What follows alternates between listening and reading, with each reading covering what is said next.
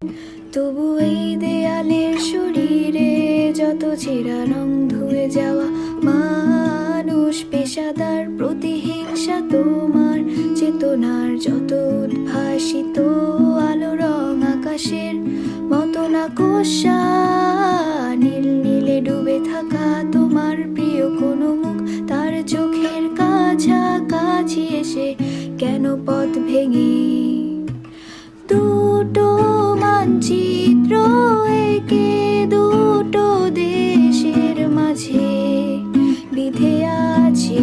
অনুভূতিগুলোর ব্যবচ্ছেদ।